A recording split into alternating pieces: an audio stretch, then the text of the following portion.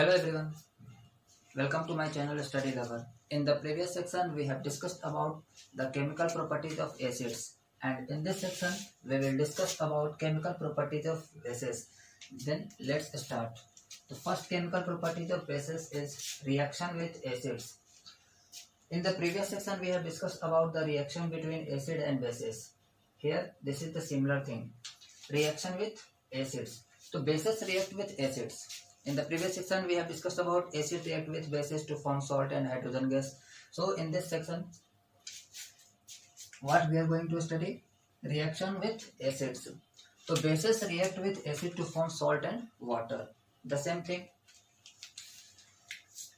और आपको पता है कि इस प्रोसेस को हम लोग क्या बोलते हैं, न्यूट्रलाइजेशन रिएक्शन बोलते हैं। इसके बारे में हम लोग पिछले क्लास में भी डिस्कस कर चुके हैं कि जब एसिड बेस के साथ रिएक्शन करे या फिर बेस एसिड के साथ रिएक्शन करे बात सेम होता है। तो हम लोग पिछले क्लासेस में डिस्कस कर चुके हैं कि जब आपको एसिड बेस के साथ रिएक्शन करते हैं तो क्या बनाते हैं। तो यहाँ पे वही बात है कि जब बेस आपको एसिड के साथ रिएक्शन करेगा तो क्या बनाएगा, सॉल्ट बनाएगा और वाटर बनाएगा, और इस प्रोसेस को हम लोग न्यूट्रलाइजेशन रिएक्शन भी बोलते हैं। ऐसा हम लोग पिछले क्लास में डिस्कस किए थे, और क्यों बोलते हैं इसके बारे में हम लोग पिछले क्लास में डिस्कस किए थे।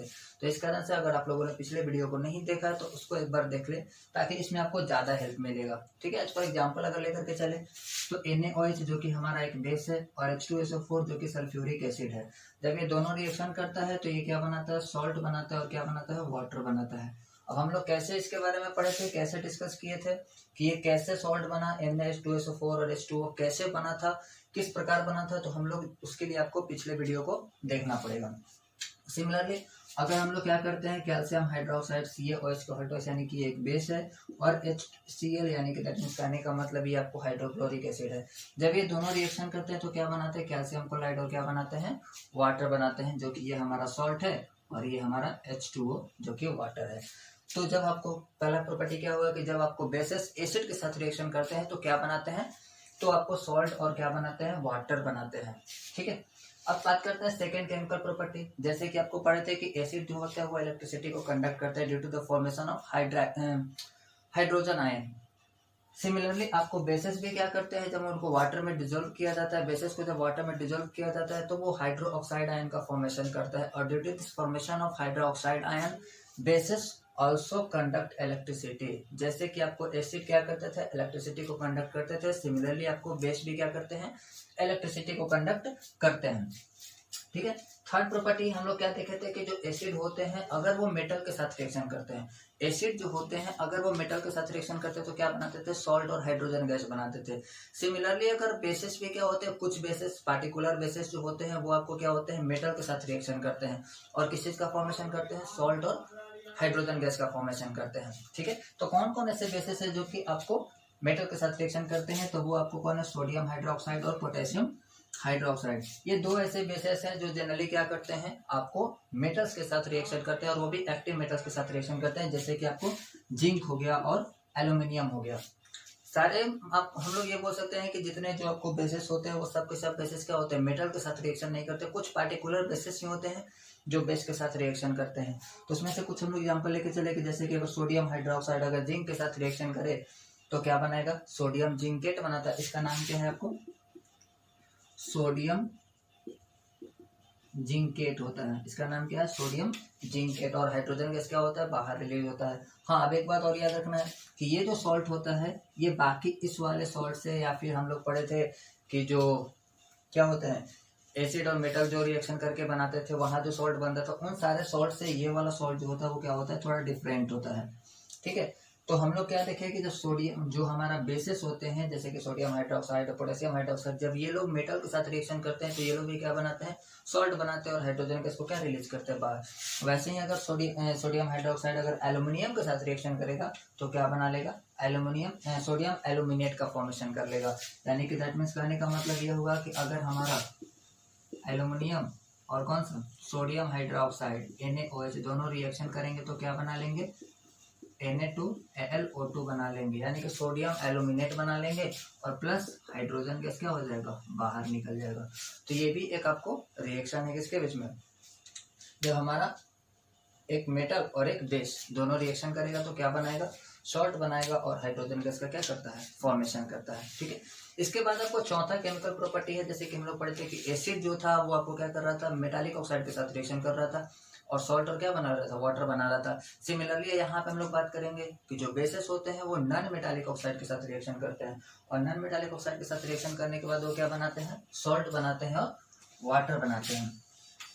तो हमारा फोर्थ केमिकल प्रॉपर्टी क्या है, फोर्थ केमिकल प्रॉपर्टी ये है कि रिएक्शन विथ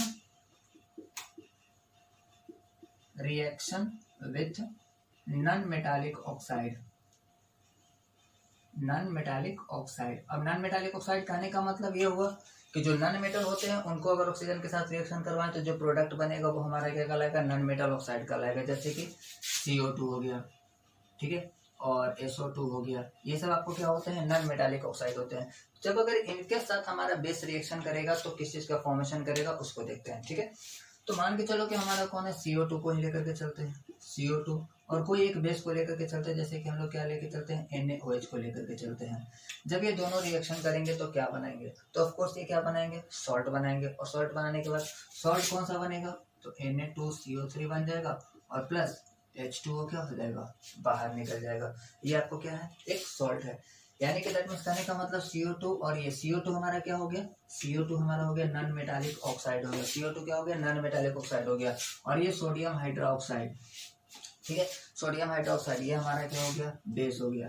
तो जब ये दोनों रिएक्शन किए तो क्या बना है, हमारा सॉल्ट बना है और प्लस वाटर को क्या किए, रिलीज किए। तो दैट मीन्स कहने का मतलब ये हुआ कि जब हमारा नॉन मेटालिक ऑक्साइड बेस के साथ रिएक्शन करता है या फिर बेस अगर नॉन मेटालिक ऑक्साइड के साथ रिएक्शन करता है तो क्या बनाता है, सॉल्ट बनाता है और वाटर का फॉर्मेशन करता है। ठीक है, ऐसे ही अगर किसी को भी लेकर के चले, जैसे कि अगर हम लोग किसको लेकर चलते हैं, SO2 को लेकर के चलते हैं और इसको CaOH को हॉल्टोइस को लेकर के चलते हैं, ये भी हमारा बेस है। तो यहाँ पे क्या बना लेगा, CaSO4 बना लेगा प्लस तो आपको क्या हो जाएगा, H2O बाहर निकल जाएगा। यानी कि जो हमारा सल्फर ऑक्साइड है, सल्फर डाइऑक्साइड है, उसको अगर क्या करेंगे, कैल्शियम हाइड्रोक्साइड यानी कि बेस के साथ रिएक्शन करवाएंगे तो क्या बनेगा, कैल्शियम सल्फेट बनेगा और वाटर क्या हो जाएगा, बाहर निकल जाएगा। तो नॉर्मल एक चीज देखो ध्यान से, ये तो बेस है और ये सॉल्ट एंड वाटर का फॉर्मेशन हो रहा है, सॉल्ट एंड क्या फॉर्मेशन हो रहा है, वाटर का। अब आप रिकॉल करोगे तो आपको पता चलेगा कि सॉल्ट और वाटर का फॉर्मेशन कब होता है, जब वो एक एसिड और एक बेस रिएक्शन करता है। जब एक एसिड और एक बेस रिएक्शन करता है तो सॉल्ट एंड वाटर का क्या होता है, फॉर्मेशन करता है। तो ये तो कंफर्म है कि ये हमारा बेस है, ये हमारा क्या है, बेस है। तो इसका मतलब ये हुआ कि जो ये नॉन मेटालिक ऑक्साइड्स हैं, जो ये नॉन मेटालिक ऑक्साइड्स है वो नेचर में कैसे होंगे, एसिडिक नेचर के होंगे। नेचर में कैसे होंगे, एसिडिक नेचर के होंगे, तभी तो ये जाकर के दोनों मिलकर क्या बना रहे हैं, सॉल्ट एंड वाटर का फॉर्मेशन बना रहे हैं। तो ये हमारा क्या था, केमिकल प्रॉपर्टीज ऑफ बेसेस था, जिसके बारे में हम लोगों को इस सेक्शन में डिस्कस करना था। अब इसके अलावा भी हम लोग कुछ पढ़ लेते हैं, जैसे कि सोडियम हाइड्रोक्साइड या फिर कुछ नॉर्मल बेसेस है जिनके यूज के बारे में हम लोग क्या करेंगे, अब डिस्कस करेंगे।